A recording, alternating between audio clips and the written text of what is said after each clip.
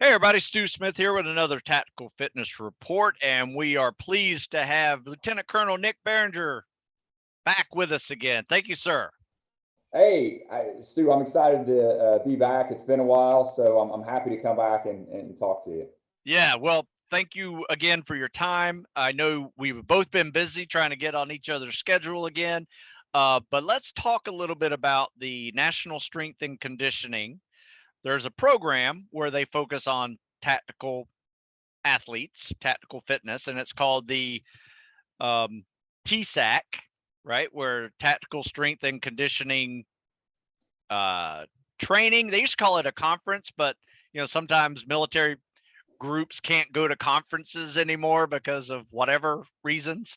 So we call it a training cycle. I missed this year's, but you made it. You spoke there, and just tell us a little bit about one, the event itself, and about what you and why you decided to talk about performance nutrition and joint health, because we're all looking forward to kind of hearing a little bit about the latest research and just some good practices for being able to use nutrition as a recovery tool and as a way to improve longevity, and especially when it comes to joint health. Yeah, no, Stu, the tactical, I think they actually even changed the name this year. They call it like the Tactical Annual Training.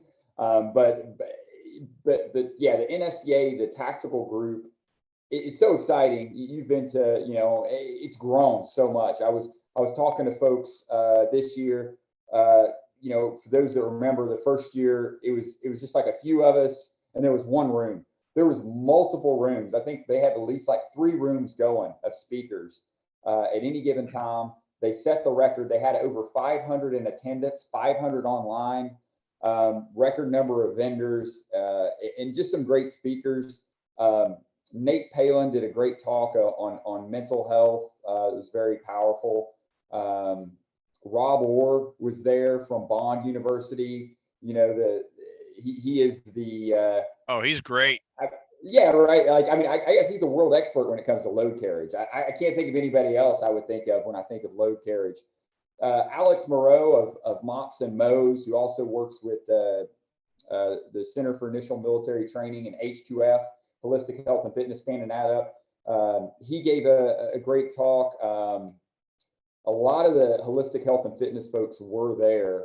And there was meetings and discussions. There was a lot of great like fire talks from nutrition. John Hoffman was there. I mean, it was a who's who. So if you're in the tactical space, it's a who. Besides Stu Smith, yeah, I miss those things. I really enjoy all those people because I go there to often speak on some topic, and then I go there to learn.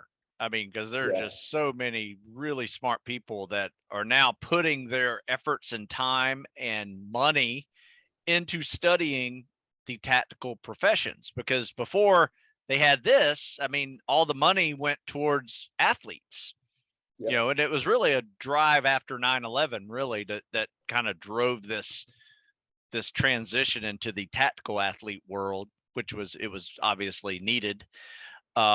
And in fact, I do remember the first one. It was a symposium in Colorado Springs with Mark Stevens. Oh, wow. Yeah. No, I forgot about that. Yeah, remember the symposiums? Like, it must have been like 2008. And I'm pretty sure he's the guy that Mark Stevenson. He's the guy that coined tactical fitness. I think that is where it came from. Yeah, it might have been him. So he was there. Mark gave a great talk as well. See, I can't even remember everybody. And there's Donnie Bigham. There was a ton of people. But we actually had that conversation, and it was, I think they had it at the NSCA because the first talk, they didn't have enough people that wanted to sign up. They wanted to do it in Las Vegas. I remember that because, we were kind of tracking, it was going to be in Las Vegas. And then at the last second, it was like at NSCA headquarters. And I think they just didn't have enough people, to be honest. And then even then, I don't know if it was 2009, 2000, that time they had it. I remember it was at the M Resort. Oh, yeah. What it was. Yeah. And again, it was like one room. It was just like one room. There's maybe like 5 vendors. so now to see it come full circle where it was a packed house. I mean, it was at the JW Marriott in the Hill Country, tons of vendors, tons of people. And then even the online, we talk about like 500 people online watching this stuff. I think it's a testament just to the community. And I'm seeing, what I'm also like seeing is, it was military dominant. Yeah, and then there's still military, we're probably the biggest, but the police, the firefighters, them coming on board, EMS, people working with them. I was excited. There was another dietitian there, Megan Louts. Hopefully I'm saying her name right. Oh yeah, she's actually worked out with us before. She's from our neck of the woods. Yeah. Oh, all right. Yeah. So she does all this great stuff with firefighters. The only complaint with the NSCA, they booked the 2 dietitians at the same time. So I was talking while Megan was talking, and I wanted to go to her talk. Oh, that's messed up. We were laughing. I know. Yeah. I gave them a hard time about it. I don't think they'll do it again. But yeah, so it was a great event. Yeah. Awesome. So let's talk a little bit about your journey this past year. You said you had an injury that kind of drove more research on this topic. Yeah, so this has been a few years back. It was actually the last time I was stationed in San Antonio, probably, was that 2016, 2017. I was doing combatives and a freak injury, and I just completely tore my bicep, right? That was my first major injury in my life. I've been very lucky.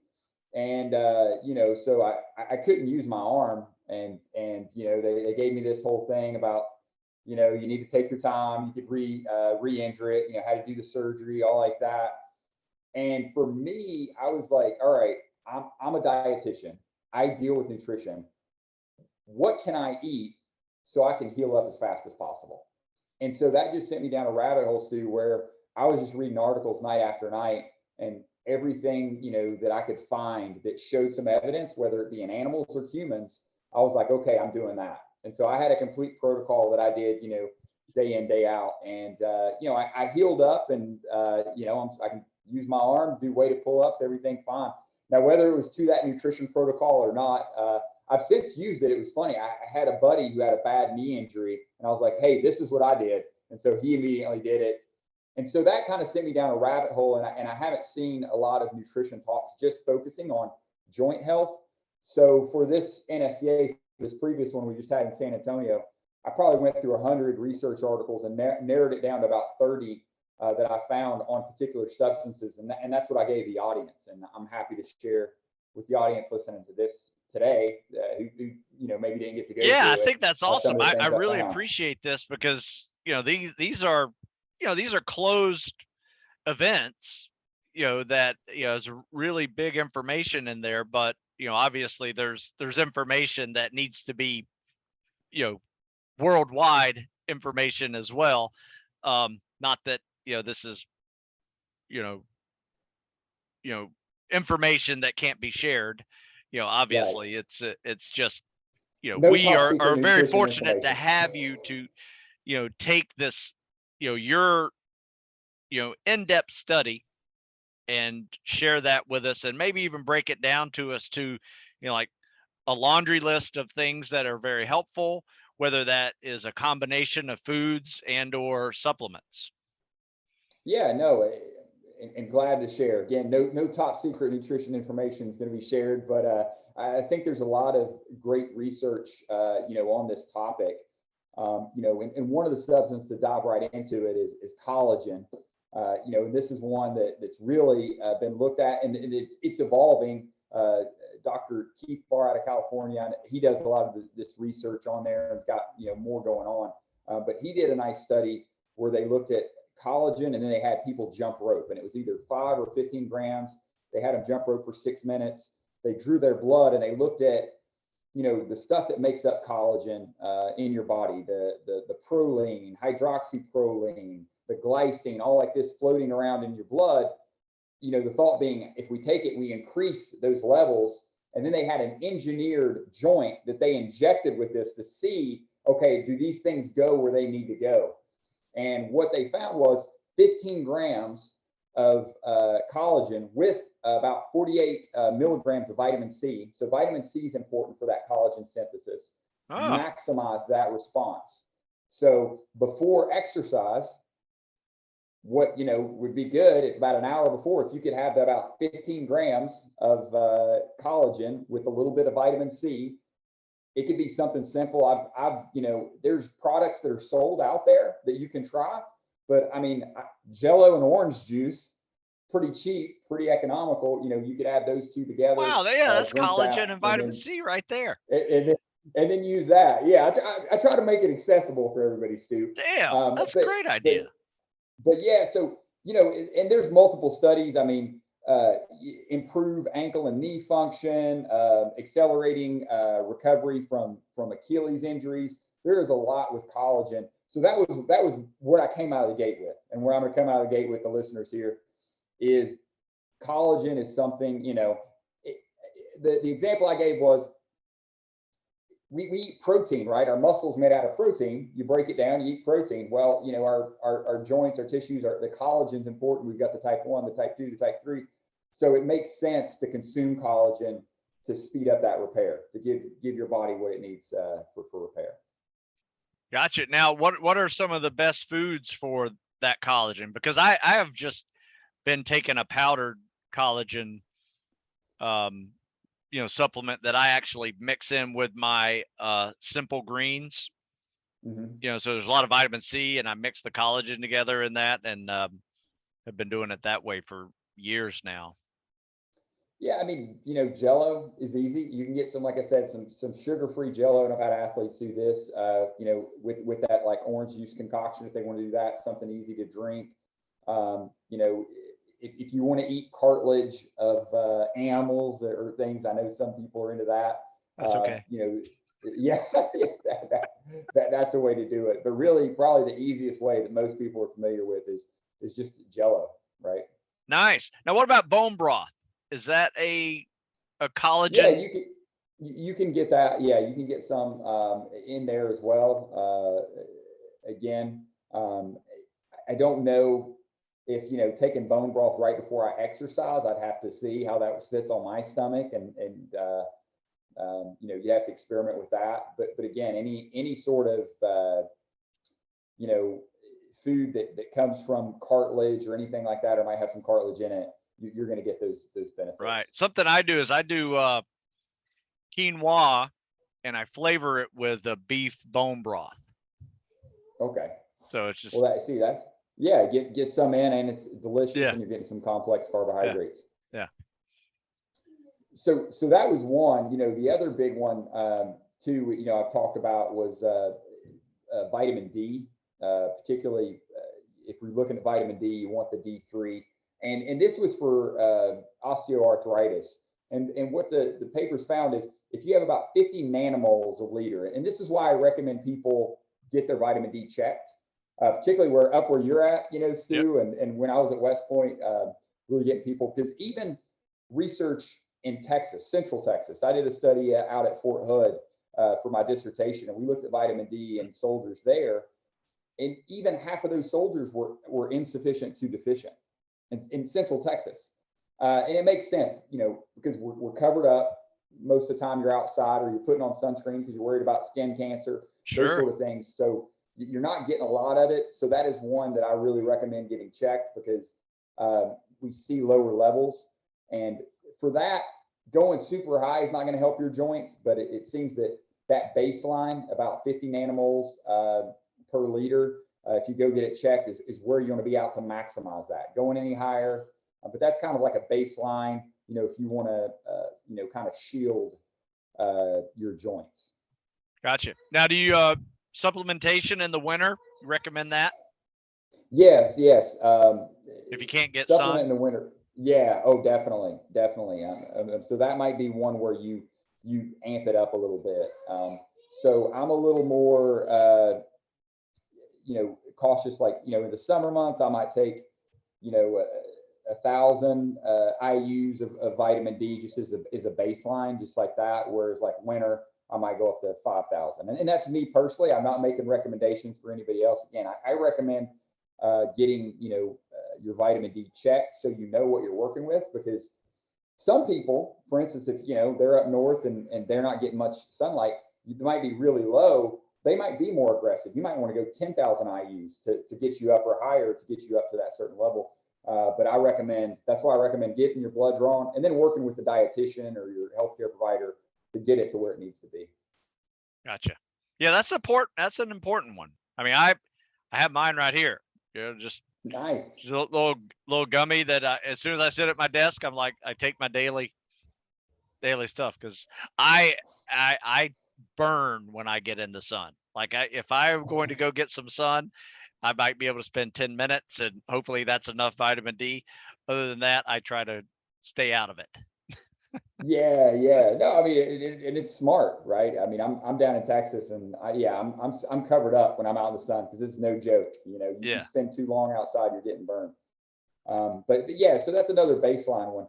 And another, one that's, again, what's nice about some of these is you get, benefits many other ways. I mean, vitamin D is good for your muscles, etc. But another one that kind of goes hand in hand with that was omega-3 fatty acids. I was just about to ask you that. Yeah. So fish oil is in there because there's one of the things with lipid peroxidation. So omega-6s we know is more pro-inflammatory.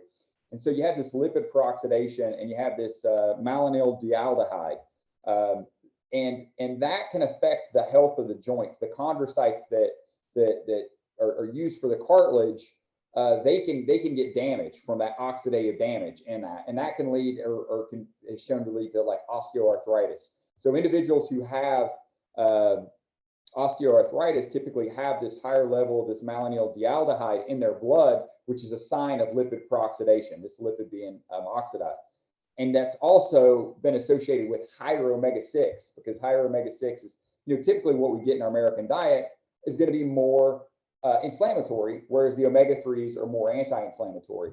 So the thoughts being is, if we could take in more omega-3s, we can adjust that so we have less lipid peroxidation that can cause some of that damage that can lead to osteoarthritis.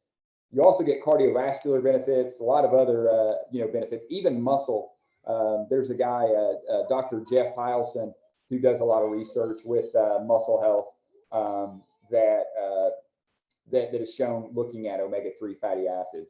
So yeah, I mean, there's other things, but for joint health is also something you want to look at taking in. Yeah, that's a big one. I mean, our last discussion we had was on longevity, and I mean, that your care of your joints couldn't be more important with the longevity goal, but as well as optimal performance too. But chances are, where you really see the bang for the buck is after 20 years of use, 40 years of use, and you're still able to move fluidly without significant, reduction of the joint interior. Right. And you bring up a great point, Stu, and this, and one of the studies I'll mention here in a little bit is like, it's going to take a long time, right? It's not, this isn't something, you take for a week and all of a sudden, hey, I feel better. If so, that's great. The placebo effect is powerful. I'll take the win. But this is, a lot of these things, you're going to have to do chronically. It's going to take some time, like you said, and it's better for the folks listening to this who's on the younger end of the spectrum, who are not having those pains yet, to get this stuff dialed in. So over time, they don't develop it, because it's kind of like, when you develop it, there's some things you can do. It's not too late, but it's much harder to correct once the damage is already done. Yeah, that's a really good point. And all it really takes is, somewhere along your running trail, that you run, if you're in a community and you go for a run in this path, you're going to see runners, you're going to see bikers, you're going to see walkers, and you're going to see older people probably not running, right? And they will tell you, oh, I wish I could do that.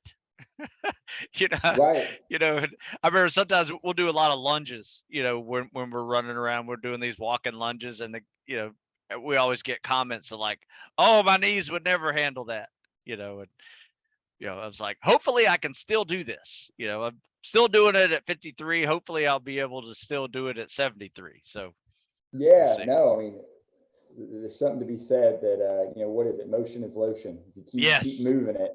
Yes. So that's good. But one of the things, another thing for joint health that's also out there, I mentioned briefly when we talk about collagen, the proline, hydroxyproline, and glycine, but glycine seems to be the amino acid that's really important for kind of, building those tissues and making sure that giving collagen its strength. So making sure individuals get in enough glycine is important. Now you get a lot of that from protein. So to give you an example, like 7 ounces of salmon might give you, about 2.5 grams of glycine. Now the authors of one review paper I read, they recommend going up to 10 grams. I don't know if I, completely would say that would be good for everybody to maintain that level. I mean, it's not going to hurt anything, or you have to. I would, more like 3 to 5 grams per day. Now, if you have an injury and you're recovering from that injury, that's where I would definitely go up to 10 grams, because now we're trying to rebuild that tissue. Okay. And you say the glycine makes the collagen stronger. Yes. Yeah. It's what gives it its strength. Okay. And you can get supplemental glycine. It's pretty cheap. So if you were somebody like listening that's recovering from an injury, it might be worth to look at it that way. Or in terms of supplementation, or you could also up your protein intake. That's where you find most of the glycine is protein. So you just eating more chicken, eating more fish to get that in there.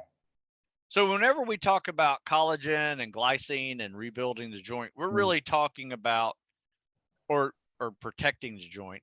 We're really talking about the soft tissues such as tendons, ligaments, cartilage, right? Synovial fluid. Right. Is it synovial fluid in there?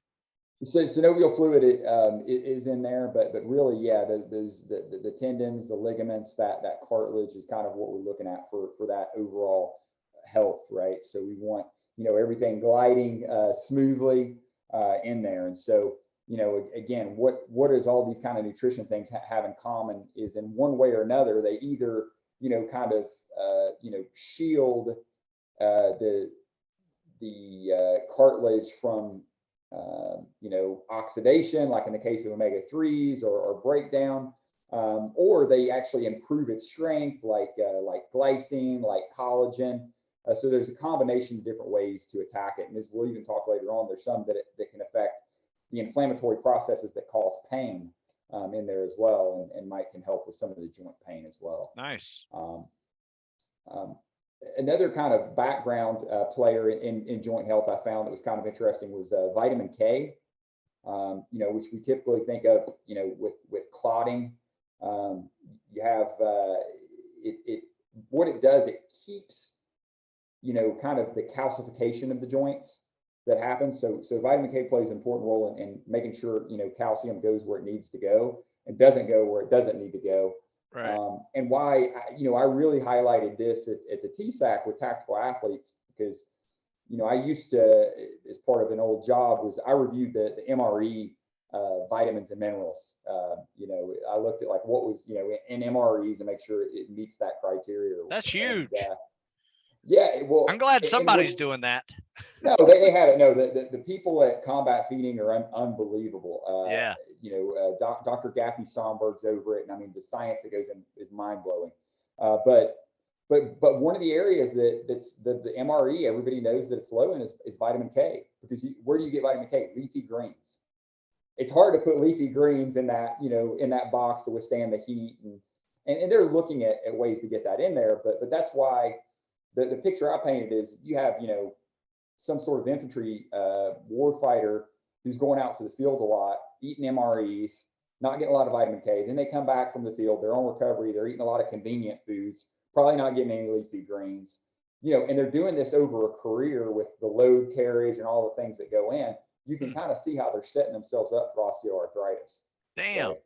Right? So that's why it's important. And we're not talking about, a high dose. We're talking 90 micrograms a day for women, 120 micrograms a day for men.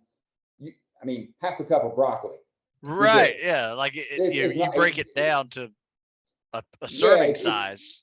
Yeah. It's not that hard to get it in, but it's important. And Right. this is one of those things that, okay, if I eat half a cup of broccoli for a week, am I going to be Superman? No. But this is something that you need to program as part of your diet and keep in chronically, because you're playing the long game, right? Nice. So that was one that was kind of nice. I will say in our family, broccoli is probably eaten at least 5 days a week. Yeah. I mean, it's just one of those things that, one, it's easy to make. Yeah, just put it on a little steamer or eat it raw. And everybody loves it. Even my little kids, when they were younger, it was part of like that. And then I get a little creative. If you have kids and you're trying to get creative with stuff, you can buy cauliflower. But cauliflower, believe it or not, comes in multiple colors, right? There's a orange cauliflower, there's a purple cauliflower. And my daughter loved purple, when she was like 3 or 4 years old, and she would basically call it purple broccoli. And no, it was just fun, to introduce your kids to really healthy foods, and just make it fun for them, and Oh yeah, no, I cook with my daughter, and that's like our thing. Like, and she likes to pick exotic foods. She's very adventurous. She's like one of the most adventurous 6-year-olds. Yeah, so you can make it fun incorporating this stuff in the diet. Yeah, I used to make smiley faces with food. Yeah, with the pancakes. Broccoli eyeballs. Oh yeah. No, it's good. It's good to get creative. I'm sorry, I don't mean to interrupt you, but yeah, please keep going on, because I love where you're going with this. Yeah, so another one that kind of popped up, and this one surprised people, was bromelain, right? You get, pineapple, and it was a powerful, kind of pain mediator for osteoarthritis. And there was a lot of studies where it went head to head with non-steroidal anti-inflammatory drugs. So a lot of the NSAIDs, and it would score just as well as the NSAIDs. But the group that took the bromelain had less side effects than you have with NSAIDs. So I found that, pretty interesting. But one thing that I couldn't find, that if anybody listening to this could find this out there, is how much bromelain you can expect to get from pineapple. And I think part of that is because I found out that most of the supplemental bromelain you get, it comes from the stem. So there's more bromelain in the stem than there is in the actual fruit. So, I can't tell you. Sadly, I would love to be on here and be like, hey, have 4 slices of pineapple a day. You're good. It's delicious and all like that. So I don't know that. I'll kind of wrap up the dose at the end. But yeah, it's one where if you're using it as for pain or as an anti-inflammatory, you're probably going to have to use a supplement. Doesn't hurt to eat some pineapple. Never hurts some pineapple, right? Really high in vitamin C, like we talk about. But yeah, what was fascinating looking at the research. I mean, there was a faster recovery rate from ankle injuries, reduced swelling, all like this with bromelain. And again, in a lot of the studies, it was going head to head with NSAIDs. And it's used in Europe quite a bit. They use it both for that reasons, and then even with burns, they use topical bromelain for that. So okay, kind of, yeah. So that was one I felt like a lot of people hadn't thought about, and so I was kind of happy to share that. Topical bromelain for quicker healing of burns. Yeah, debridement and some of the stuff that goes on. Now this isn't like sunburns. This is like like serious. So I didn't, again, something I didn't know was being used, and so I guess in Europe it's prescribed and used quite a bit. But for pain particularly, it seems to really make a difference. And then what's nice is, you're not using NSAIDs. Not to say if you need those, if you require those, by all means use them. That's important. But I think most folks, if there was something out there like bromelain or something that they could take and not have to take NSAIDs, that would be a nice exchange. Nice. The other one, and this was kind of the ones that I think everybody's heard of, like, is the glucosamine chondroitin sulfate, right? I don't Yeah. know if you're taking that, but that's, one of the more popular ones, and for multiple reasons in terms of, it does increase collagen synthesis. It does help with the organization of those collagen bundles, right? Like how it's tightly organized. So when you recover, there's not, if there's scar tissue and things like that, that collagen is not going to function like it should. Whereas with the glucosamine chondroitin sulfate, it can help it heal up, the way it should. And then it also can help with pain.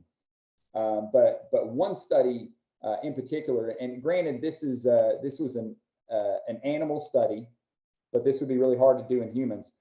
They looked at the tendon to bone healing. So they took these rabbits and they basically, tore the tendons from the bones, reattached them. One group either got a placebo, one group got a glucosamine chondroitin, and they did this for 12 weeks. And at the end of 12 weeks, they hooked it again and they looked at how much force it took to pull it back, to pull it off. Oh, great test. Yeah, and again, and that's why I say I get it. When I was talking to the folks at the NSCA, I was like, hey, I get it. You guys aren't rabbits, but there would be some ethical issues if you did this in humans, right? So, can't do a study like that in humans. But what they found is the group that had the glucosamine chondroitin, it took more force to pull it, and then it was pulling at the muscle tendon juncture. It never came off the bone, where all the ones in the placebo group all came off the bone.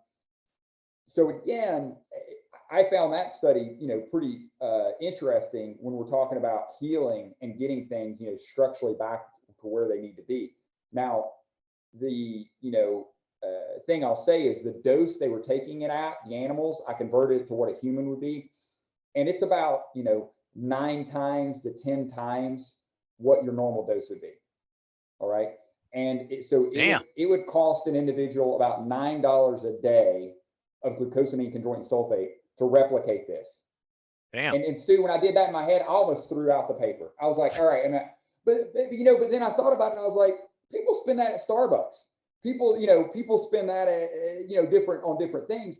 And if you had a catastrophic injury, this was over 12 weeks, it might be worth $9 a day investing to make sure, to do everything you can to get that, to maximize that healing. So I'm going to leave it in there. I decided, okay. Yeah, no, that makes great sense. But just to let people know, if they look at that paper, because I can give you all these references if folks want to, read it for themselves. Now for the doses for, increased collagen synthesis and pain, et cetera, it's a much more reasonable dose that you're seeing out there. But for this particular dose that they used in those rabbits, it was quite high. I think for an 80 kilogram human, the average individual, it'd be about 17 grams of glucosamine and 14 grams of chondroitin. So it is high. So I'll give folks that. But again, if you're really looking to maximize healing, that might be worth it. Damn. Yeah, I've always heard about glucosamine, and I've taken it. I haven't taken it consistently forever. It seems like when I do, it's like I need it. So would you say a consistent, like, steady dose of that would be a wise? That would be a wise, particularly if you're worried about joint pain. And I can, for glucosamine chondroitin, you're looking about 1,500 milligrams a day. That's kind of the background dose that is recommended in most studies. I kind of seen around that range. Gotcha. Another one is the methylsulfanyl-methane, the MSM. It is also another anti-inflammatory. It also reduces pain. And then the other great thing, we talked about that malonyl-aldehyde that causes that oxidative damage. It also helps lower that as well. And there was a study. It was 118 individuals with mild to moderate osteoarthritis. Over 12 weeks, they were consuming the MSM, well tolerated, didn't have any issues. The other thing, MSM's absorbed very well. It's rapidly absorbed. And they had less pain, less swelling in the MSM group. So again, this is another one that you could, kind of look at for instead of an NSAID route, if you want to kind of try to go, I hate to say the more natural route or however you want to look at it, this might be something else to kind of, try, particularly with that pain mitigation. Hey, I know that there are, some of these substances are made by the body and some are, you have to consume them in order to get them in their body. Can you differentiate some of those as we go through them? Like glucosamine chondroitin, for instance, is it a occurring substance in the body that we can make, or is it something that we have to consume? Yeah, that's a great question, Stu. Off the top of my head, I don't know if, I mean, it is in the body. I don't know if we're actively making or if we're getting it from all the foods that we consume. Right. I imagine a lot of the collagen stuff, you have to get that from your diet. Sure. Vitamin K, you do make vitamin K in your gut, your gut bacteria. One of the other interesting things, though, for not to call out our young war fighters again, something that can inhibit vitamin K production in the gut is alcohol. Can affect that. So like alcoholics don't really produce any vitamin K. Wow. And so that's another thing is, if you have a young soldier not eating a lot of greens and they're binge drinking, it sets up a scenario where their vitamin K isn't optimal. That can affect a lot of things. I mean, that can affect a lot of health issues. Yeah, definitely.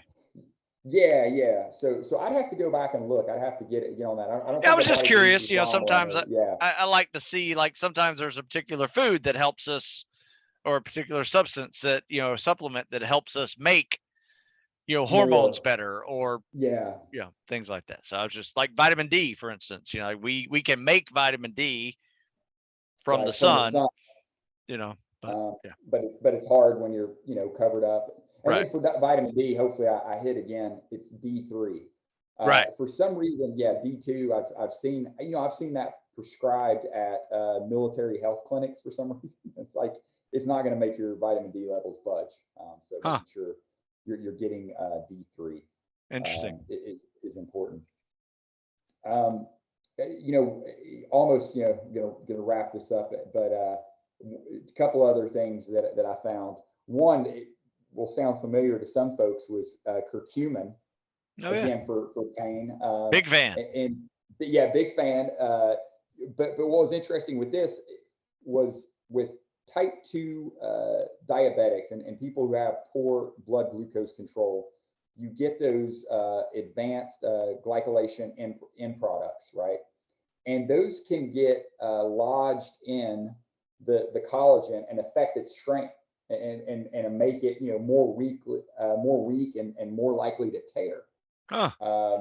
So there's obviously a lot of different health issues with type 2 diabetes and having your blood glucose out of control, but that's one of the side effects, and this has been repeated in animal models. And curcumin actually prevents this. So they've done studies with animals where they basically induce diabetes, type 2 diabetes, and then they give them curcumin, and they find that it prevents those advanced glycolation end products that would get in there and make that structure weaker. So you can kind of maintain that integrity. And again, why I say that is for the individuals out there who, are type 2 diabetic, maybe aren't, gaining more weight than they would like and are fighting through those issues, but are trying to get back in shape. This might be a good thing to kind of take to make sure, hey, my joints are, the collagen's going to be healthy in them, along with some other, benefits as far as being an antioxidant as they work to lose that weight or to get their blood glucose under control. That's really interesting because, you see some inflammation in those, in type 2 diabetes that, affects joint health, obviously, but wound care is also a big issue with diabetics. is there any evidence in that, you know, like these substances also helping with just typical surface wound care? Because it is collagen, for instance. It's, you know, it helps with Yeah, skin. yeah, I don't know if for that I would have to look specifically. You know, there is some stuff with curcumin and wound care that's out there. But in this case, for these specific papers I reviewed, it was more for that, you know, the health and the preventing those glycolation end products from kind of getting in the collagen. Gotcha. Now, as we talked about, I think we mentioned last time, is you know, curcumin has that poor bioavailability. So, you know, taking it, you know, with pepperine or pepper or there's, you know, now more products out there where manufacturers, if you're looking at it in supplementation form, are finding ways to make it more bioavailable to get more into your, you know, into your bloodstream. But I thought that was nice just because we kind of talked about it last time. And you know, it's like vitamin D or omega-3s, a lot of these things, it's not just one thing. You know, they do a lot of different things. And so hopefully if people were on the fence last time, they hear this, here's something else. Here's another reason to maybe look at incorporating this. Yeah, that was an interesting fact that you taught us last time with the pepperdine in the curcumin, because now when I'm, you know, getting curcumin in the store, I'm like, I look on the back, oh, there's pepperdine in it. You know, so they are getting smarter out there with the supplement companies are listening to you. I don't know if they're listening to me, but yeah, I mean, I mean, you know, any reputable company that knows these sort, they're going to be looking at this and know it and you know, put it. And so it's also a good quick check, you know, for individuals, you know, just like you did, is like, hey, if I'm going to use a curcumin supplement, I look and I don't see that on the label, I'm just going to put it back down and I'm going to move to, you know, to the next one. Because that, you know, that company's thinking about profit, they're not really thinking about the product. And you know, I can say that. Good point. The last kind of thing I'll wrap up with in terms of what I found that I really liked, and this is something I eat every day for breakfast, is blueberries. So there had been a bunch of, you know, animal studies I've seen where, you know, they would induce osteoarthritis in these animals and they would feed them blueberry powder. And they found that when they got more blueberry powder, they had significant reduced signs of pain. The animals could walk better, all these sort of things. And so that was all well and good, but again, we're not rats, right? But there was a great study where they looked at individuals age 45 to 79, so pretty good age spread, and they had symptomatic knee osteoarthritis, and they were fed 40 grams of freeze-dried blueberries for 4 months, or a placebo powder. And one of the things I like to put out again, this is 4 months. That's a pretty long, you know, quote unquote, you know, supplement study, if you will. But that's why, you know, these things take time. And what did they find out at the end was the groups that got the blueberry powder were able, had less joint stiffness. They were able to perform daily activities of daily living, like, you know, putting on your clothes, getting dressed more easily. They had better gait. This was kind of a cool study because they actually looked at the gait analysis, how the people walked. They had a better gait pattern. Nice. And then an overall, you know, improved quality of life from eating blueberries every day. That's huge. This is like my favorite. Yeah, this is something very easy to do, and we're not talking about a lot. That would be, you know, a cup of blueberries, maybe like frozen blueberries. I mean, again, theirs was freeze dried. I imagine just for ease to give to people, you know, freeze dried powder, boom. But hey, we all can go to the store, whatever your local grocery store. I promise, go to the frozen food section. You can get frozen blueberries. You can add them to oatmeal. You can add them to yogurt. You can add them, you know, to almost anything. There was like, it was funny. I canvassed the crowd because I was like, does anybody not like blueberries? And there was like 2 hands out of 100 people. You know, so if you don't like it, you can blend it in a smoothie.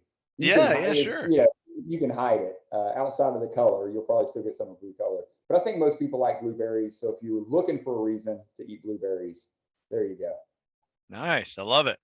Yeah, I usually do like raspberries or blueberries on top of a salad. Oh yeah, yeah. Yeah, just make it easy. Add a little fruit in there. Can't go wrong. Or my froyo. Like I'll go get Yeah. froyo and put blueberries on it. That's good. That's a good little dessert. We did froyo last night with the kids, but sadly, Daddy was the only person that put blueberries on yogurt. There was other like sprinkles, and so I you can't win them all, Stu. You can't win them all. You gotta live a little.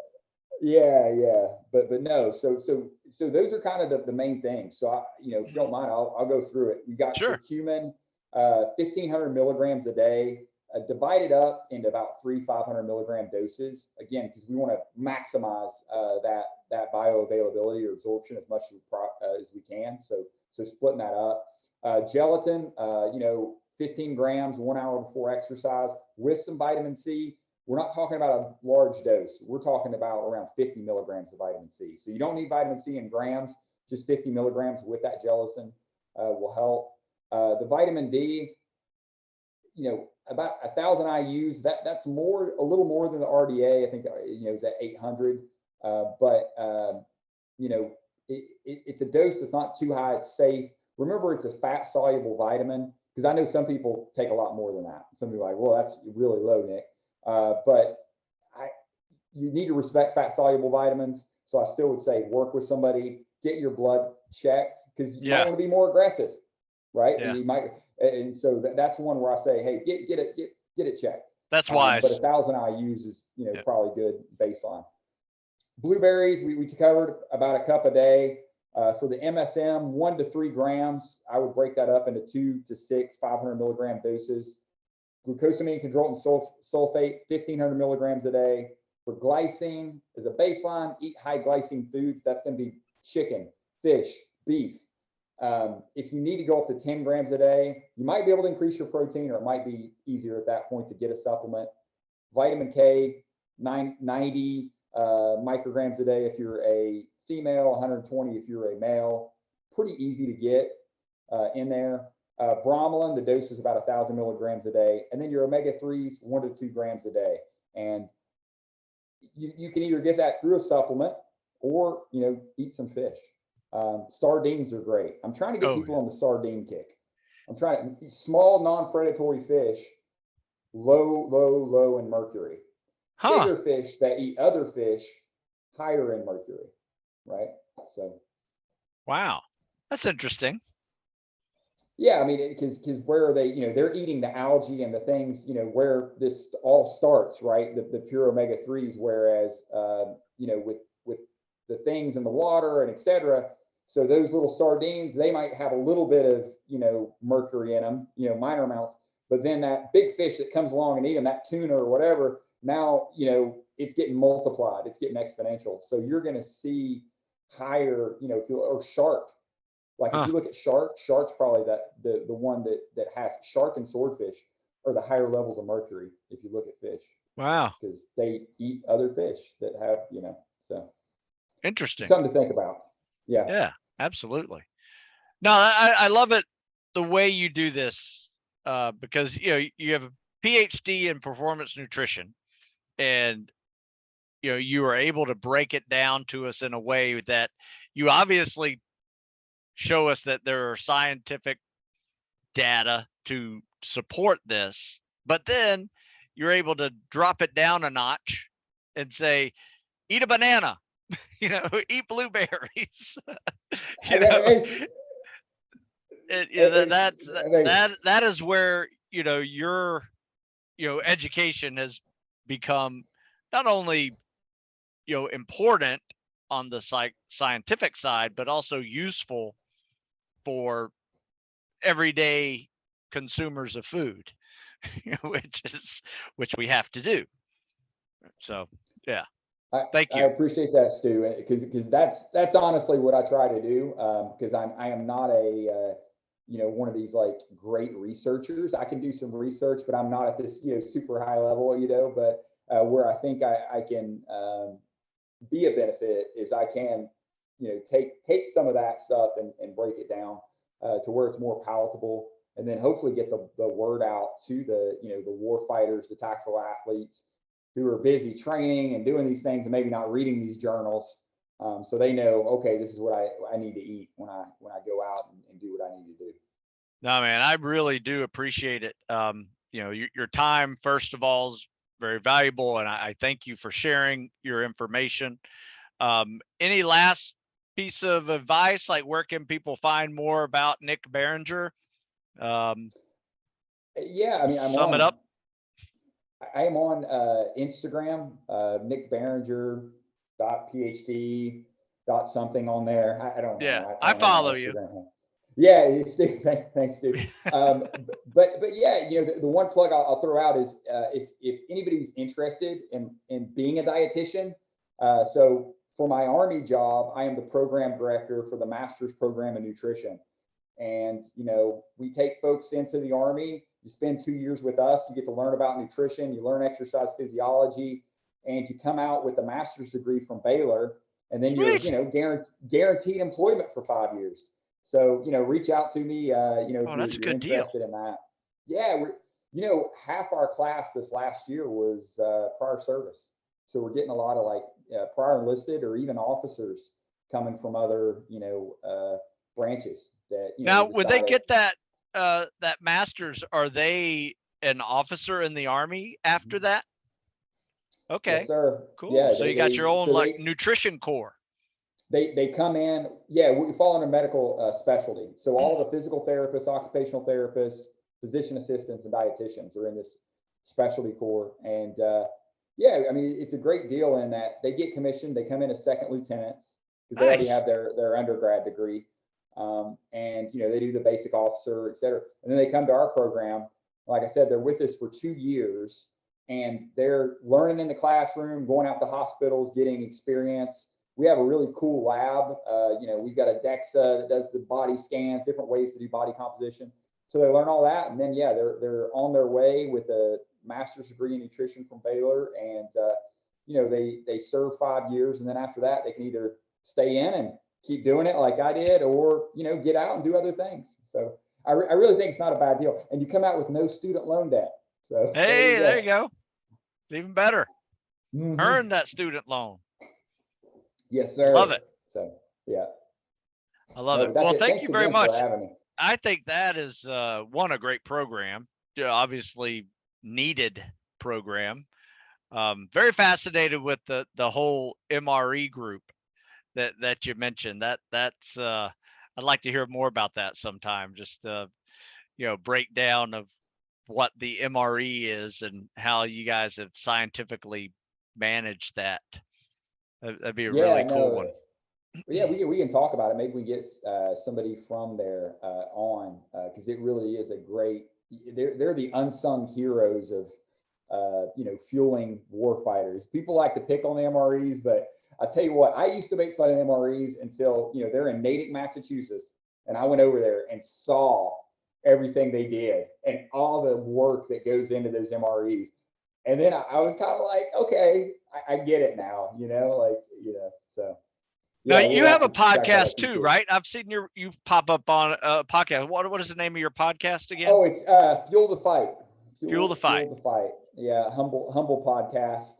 You know, we talk about nutrition and tactical stuff. We got to get you on. Yeah, yeah. So yeah, we talk about nutrition and fitness. Nothing too fancy. Sometimes Oh, that's MREs, awesome. but yeah. That's awesome. Well, thank you. No, so everybody, thanks for listening, but also, you know, thanks for your time. Lieutenant Colonel Nick Barringer, U.S. Army. Now you are at Baylor as a program manager or professor. What is your routine there? I am the program director. So one of the confusing things, we accredit through Baylor. So you get our degree from it, but we're at Joint Base San Antonio. So I am in San Antonio, Texas. Okay. At the Medical Center of Excellence with the other programs. But our Baylor partners participate with us and do it. And, you know, every so often we go up there and get to watch it, you know, Baylor football game. So oh yeah, there you go. Cool. Yeah. Well, hey, thank you so much again. I think it's your third time coming on, and every time is just fascinating and very educational. So I appreciate you sharing that information with us. Oh, my pleasure, Stu. Thank you so much. Absolutely. Until next time, everybody, this is the Tactical Fitness Report signing off, and we'll chat with you later.